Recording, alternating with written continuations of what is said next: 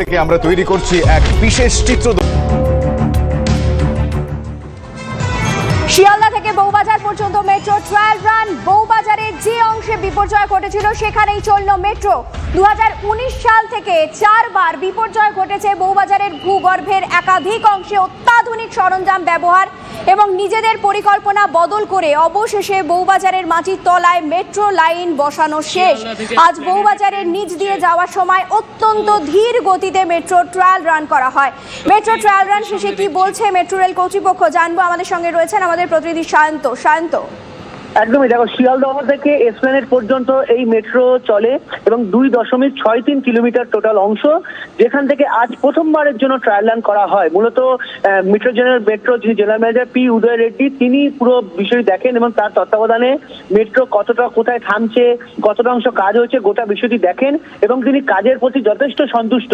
কারণ বউবাজারে যেভাবে বিপর্যয় নেমে এসেছে বারবার, তাতে যেভাবে লাইন পাতা হয়েছে, যেভাবে কম্পন রোধী যন্ত্র বসানো হয়েছে এবং সিগন্যালিং প্রক্রিয়া যেভাবে কাজ করা হচ্ছে তা নিয়ে তিনি সন্তোষ প্রকাশ করেছেন। আশা করা হচ্ছে অন্তত এপ্রিলের শুরুতে এই সেক্টর 5 থেকে হাওড়া ময়দান পর্যন্ত মেট্রো পরিষেবা সম্পূর্ণ চালু হয়ে যাবে। কারণ সিগন্যালিং প্রক্রিয়ার আধুনিকীকরণের জন্য আগামী দেড় মাস কাজ মেট্রো চলাচল সম্পূর্ণ বন্ধ থাকবে। সেই কারণে এই গোটা সময়টায় মূলত সিগন্যাল পদ্ধতি আধুনিকীকরণ এবং অন্যান্য কাজ হবে বলে মেট্রো সূত্রে খবর। আপাতত তোমাকে ধন্যবাদ শান্ত। এদিকে লাগাতার সকাল থেকে যে খবরের দিকে আমরা নজর রেখে চলেছে, একটু পরেই হাসপাতাল থেকে ছাড়া পেতে চলেছেন সাইফ আলী খান। আপনারা জানেন যে বেশ কিছুদিন ধরে তিনি লীলাবতী হাসপাতালে ভর্তি ছিলেন এবং আর কিছুক্ষণের অপেক্ষা, তারপরেই তিনি ছাড়া পাচ্ছেন।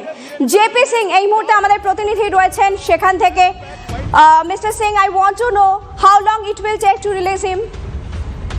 देखिए, मैं आपको बताना चाहता हूं कि लीलावती अस्पताल के बाहर जो मेन गेट है, आउट गेट है, वहां पर भारी मीडिया का जमावड़ा है।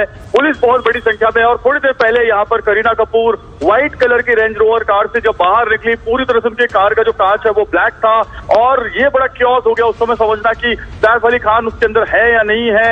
और इसी बीच में करीना कपूर सदगुरु शरण अपने घर पहुंची, जो खार वेस्ट में लिंक रोड पर है, और वहां पर भी मीडिया का बड़ा जमावड़ा था और लोग, फैंस बहुत बड़ी तादाद में थे, तो पुलिस को फैंस को हटाने में बड़ी दिक्कत आ रही थी। तो उसके बाद करीना कपूर वहां से यू टर्न लेके करिश्मा कपूर के घर गई और करिश्मा और करीना दोनों दोबारा सदगुरु शरण खार में आए हैं। और यहाँ पर अभी मैं आपको बता दूं कि 3:30 से 4 बजे के बीच में ऐसी हॉस्पिटल के सूत्र से हमें जानकारी मिली है कि सैफ अली खान बाहर आ सकते हैं। इनकी जो गाड़ियों का 3 गाड़ियों का कारवां यहाँ पर आया हुआ है।